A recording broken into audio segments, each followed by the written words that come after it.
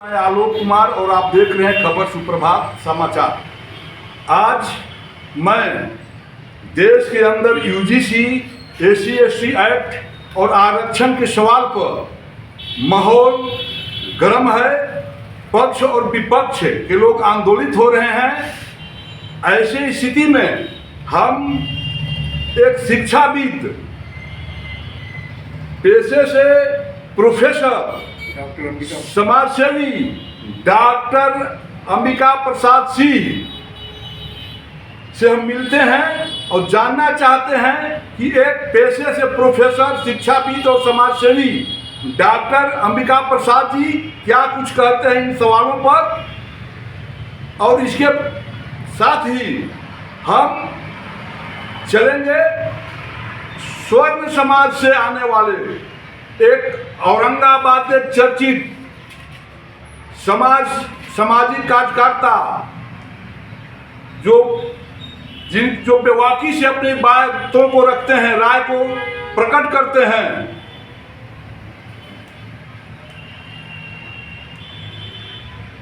ये नाम क्या हुआ आपका? नागेंद्र सिंह जी के पास क्या कुछ कहते हैं, इन दोनों लोगों की क्या राय है, सुने विस्तार से।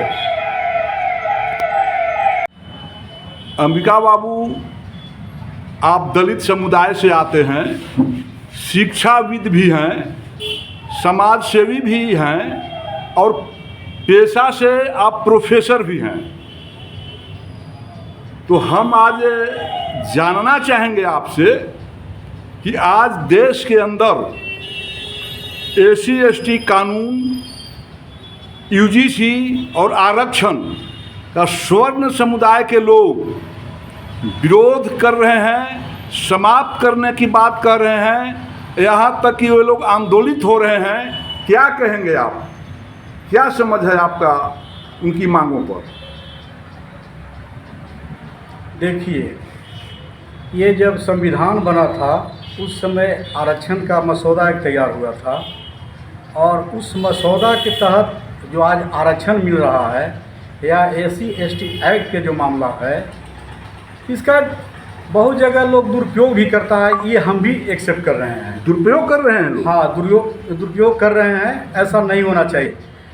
कुछ समाज के लोग ऐसे होते हैं जो पेशेवर वाला काम भी करते हैं। हाँ, जहाँ पर लगना चाहिए किसी के साथ अत्याचार हो रहा है, वैसी स्थिति में लगना चाहिए। ये कमज़ोर वर्गों के लिए एक तरह से कहिए कि हथियार है और ये आज का नहीं है। जिस समय कानून निर्माताओं ने, संविधान निर्माताओं ने यह मसौदा तैयार किया था, ये आज का तो नहीं है आरक्षण, यह तो पहले से है। एससी/एसटी का मामला जो चल रहा है, इसको ख़त्म कर देना चाहिए। ठीक है, हम कह रहे हैं कि ख़त्म हो जाना चाहिए, लेकिन आप इसकी सुरक्षा की गारंटी आप ले रहे हैं। सुरक्षा की गारंटी भी तो होना चाहिए ना। किसी दलित परिवार को आप क्रश कर रहे हैं। स्वर्ण के लोग, बहुत जगह ऐसा है जहाँ पर अत्याचार लोग करते हैं, शिक्षा के भाव में कहिए या दबंगई के कारण जो भी होता है लोग करते हैं। तो यह सब अगर नहीं हो तो क्या जरूरी है एससी/एसटी एक्ट का? यहाँ से मिल करके रहिए, मेरा यही है। प्रोफेसर साहब, अभी आपने एक बहुत बड़ा सवाल खड़ा किया है या आरोप लगाया है कि एससी/एसटी एक्ट का दुरुपयोग भी करने वाले लोग हैं और इस एक्ट को लोग व्यवसाय बना लिए हैं। तो वैसे दुरुपयोग करने वाले और व्यवसाय करने वाले लोगों के प्रति आप क्या कहेंगे? उसको दंडित होना चाहिए, उसको और आगे बढ़ावा नहीं मिलना चाहिए। ये तो हम खुल के कह रहे हैं। लेकिन हाँ, जहाँ पर दलित परिवार के साथ अन्याय हो रहा है वहाँ पर तो उसको कानूनी सहारा है। तो जीतन राम मांझी जी भारत सरकार में केंद्रीय मंत्री हैं और कुछ दिन पूर्व उन्होंने स्वीकार किया था, मीडिया के कैमरों में सार्वजनिक रूप से स्वीकार किए थे कि जो दलित समुदाय के लोग संपन्न हो गया है, काफ़ी लाभान्वित हो गया है, वैसे लोगों को आरक्षण का लाभ नहीं लेना चाहिए। तो आप क्या कहेंगे सब उनके बयानों पर? वो तो स्वयं ले रहे हैं। सबसे पहले तो उन्हीं को त्याग करना चाहिए। सबसे पहले उन्हीं को त्याग करना चाहिए, नहीं लेना चाहिए। आरक्षण के तो लाभ वो स्वयं ले रहे हैं, एक गरीब दलित परिवार को मिलता उस तरह का लाभ तो बहुत अच्छा रहता, उनको तो नहीं मिलना चाहिए। यूजीसी पर क्या सोच है आपका? यूजीसी का भी बहुत विरोध हो रहा है, हर जगहों पर यूजीसी के समर्थन में एक पक्ष तो दूसरे पक्ष यूजीसी के विरोध में, क्या ही मामला है, क्या कहेंगे इससे आप? ये बिल्कुल वोट का राजनीति हो रहा है। यूजीसी से समझिए कि काफ़ी जो दलित हो या स्वर्ण के छात्र हो, पहले था कि बैठ करके लोग पढ़ लेता था, आज जो है से उन लोग के बीच में मतभेद कर देना इन लोग चाह रहे हैं। ऐसा नहीं होना चाहिए। हम दोनों पक्ष को बोलेंगे, उन लोग के भी बोलेंगे कि नहीं, ये ऐसा सिचुएशन आना ही नहीं चाहिए। नागेंद्र जी, आप औरंगाबाद के चर्चित सामाजिक कार्यकर्ता कहें, राजनीतिक कार्यकर्ता कहें, या फिर ये कहें कि एक जागरूक नागरिक हैं और आप स्वर्ण जाति से आते हैं, और आज की स्थिति यह है कि यूजीसी के सवाल पर, एससी एक्ट के सवाल पर और आरक्षण रिजर्वेशन के सवाल पर इस देश के अंदर स्वर्णों की एक गोलेबंदी हो रहा है। अब इन तमाम चीज़ों का विरोध में ये लोग मुखर आवाज़ उठा रहे हैं, आंदोलन रत हो रहे हैं। क्या कहेंगे आप? क्या दलितों को, गरीबों को और पिछड़े वर्गों को आरक्षण या दलितों की हिफाजत के लिए एससी एसटी फिर यूजीसी, क्या यह आपके समझ से गलत है? क्या इन लोगों की विकास सुरक्षा नहीं होना चाहिए? क्या कहेंगे आप? ऐसा है कि आपने 3 मुद्दा रखा है, तीनों मुद्दे अलग अलग।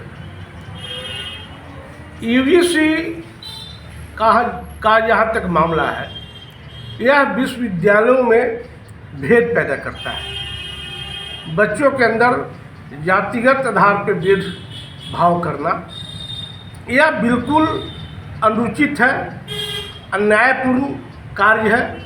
और मैं समझता हूँ कि भारत के जनमानस न इसका कभी डिमांड किया और न यूजीसी का जो वर्तमान व्यवस्था लागू किया है केंद्रीय सरकार या शिक्षा मंत्रालय या जो भी कमेटी के द्वारा, वो किसी को मांगे। एक लाइन का सवाल है। रह गया एससी एसटी एक्ट। तो एससी एसटी एक्ट जब लाया गया था तो उसमें यह देखा गया था कि उसमें अगर एससी एसटी एक्ट के तहत कोई केस होता है, मामला आता है, तो डीएसपी स्तर पर उसकी जांच होती थी, और जांच होने के बाद अगर एससी एसटी एक्ट के तहत मामला बनता है तो व्यवहारिक तौर पर एससी एसटी एक्ट के तहत केस दर्ज होता था। अन्यथा डीएसपी के क्वारी में यह पाया जाता था कि नहीं, यह गलत है, तो वह एक्ट वहीं समाप्त कर दिया जाता। मतलब आपको कहना है कि एससी एसटी एक्ट का दुरुपयोग भी होता है? बिल्कुल हो रहा है, इसमें कहीं कोई दो मत नहीं है। और मैं समझता हूँ कुछ चंद लोग इसको एक व्यवसाय का माध्यम बना लिए हैं, लेकिन एससी एसटी एक्ट से स्वर्ण या और जो समाज है, पिछड़ा समाज है, उसको जितना नुकसान हो रहा है उससे कहीं ज़्यादा दलित समाज को ही नुकसान हो रहा है, क्योंकि कहीं न कहीं यह एक भय का वातावरण पैदा करता है। तो जो समाज में एक सामंजस्य था, सभी को सरकारी नौकरी तो मिल नहीं रहा है, तो लोग प्राइवेट की ओर भागते हैं। तो ये प्राइवेट की ओर बेचारे भागते हैं, और कोई दलित समाज का बच्चा अपना परिचय देता है कि मैं दलित समाज से हूँ, और वह व्यवसायी अगर स्वर्ण या पिछड़े समाज से है तो वह भयभीत हो जाता है और उस बच्चे को अपने यहाँ नौकरी पर नहीं रख पाता है या प्रश्रय नहीं देता है। तो कहीं न कहीं नुकसान उस समाज को भी हो रहा है। इसलिए जो पहले की व्यवस्था थी एससी एसटी एक्ट में कि अगर कहीं भी इस तरह का मामला आता है तो जांच होने के बाद ही कानूनी कार्रवाई की प्रक्रिया आगे बढ़नी चाहिए। ऐसा नहीं कि कोई एससी एसटी एक्ट के तहत एफआईआर कर दिया और उसको सीधे अरेस्ट कर दिया गया। 2 बिंदु। तीसरा बिंदु है आरक्षण का। मैं समझता हूँ कि आज के डेट में समाज का कोई ऐसा वर्ग नहीं है जिसको भारत सरकार में आरक्षण प्राप्त नहीं है। एक समय था कि सिर्फ SC ST एक्ट को मिला था आरक्षण, BPC का सरकार आया तो बैकवर्ड्स क्लास को भी आरक्षण मिला। नीतीश कुमार, विशेषकर बिहार के संदर्भ में मैं बोलूँगा, तो उन्होंने इसमें 2 भाग में विभाजित किया, पिछड़ी और अत्यंत पिछड़ी। नीतीश कुमार का यह सोच था कि एक वर्ग जो प्रबुद्ध वर्ग है पिछड़े समाज का, या दबंग वर्ग है, या खेतिहर वर्ग है, या संपन्न वर्ग है, वो इसका लाभ ज़्यादा ले रहा है और अति पिछड़ी को नहीं मिल पा रहा है। तो उन्होंने इसको 2 भाग में बांटा। रह गया स्वर्ण की बात, तो भाजपा के सरकार के आने के बाद स्वर्णों का ये बहुत दिन से डिमांड था कि हमारे यहाँ जो आर्थिक रूप से कमज़ोर बच्चे हैं उनको भी आरक्षण मिलना चाहिए, और सही में मिलना चाहिए। नतीजा हुआ कि NDA सरकार ने 10% आरक्षण उन बच्चों को दिया जिसके समर्थन दलित समुदाय के लोग, जिसमें रामविलास पासवान प्रखर होकर समर्थन दिए। महाराष्ट्र के एक MP हैं जो कविता बोलते हैं, अभी नाम याद नहीं आ रहा है, हरिजन के नेता ही हैं, और उन्होंने भी खुलकर समर्थन दिया और ध्वनि मत से यह प्रस्ताव पारित हुआ। आज स्वर्ण समाज जो आरक्षण का विरोध कर रहा है कि नहीं, पूरे के पूरे आर्थिक आधार पर होना चाहिए, तो हम इससे व्यक्तिगत तौर पर सहमत नहीं। यह एक राष्ट्रीय बहस का मुद्दा है, सरकार इस पर इसको बहस में लाए, और मैं समझता हूँ कि दलित समाज, पिछड़े अत्यंत पिछड़ा समाज खुद मुखर होकर इस आरक्षण व्यवस्था में सुधार के लिए आगे बढ़े। क्योंकि आज स्थिति क्या है कि जो आंकड़ा आ रहा है, जो लगातार MP बन रहे हैं, IAS बन गए, बड़े पदाधिकारी बन गए, यानी आर्थिक रूप से संपन्न और सामाजिक रूप से संपन्न हो गए, आज आरक्षण का मैक्सिमम लाभ चाहे दलित समुदाय में हो, पिछड़े या अति पिछड़े समाज में हो, वह इसका अधिकांश भाग उनके बच्चे जो संपन्न हैं, फिर उनके बच्चे आज विदेश पढ़ रहे हैं। अखिलेश यादव खुद विदेश से पढ़ के आए हैं, आज आरक्षण का लाभ उनके बच्चे को भी मिल रहा है, जबकि शादी राजपूत परिवार में।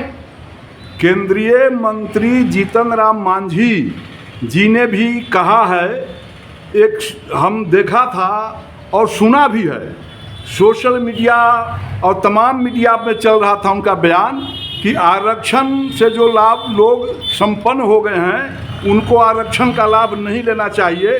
क्या कहेंगे जीतन राम मांझी के बयान से आप? बिल्कुल सही कहा।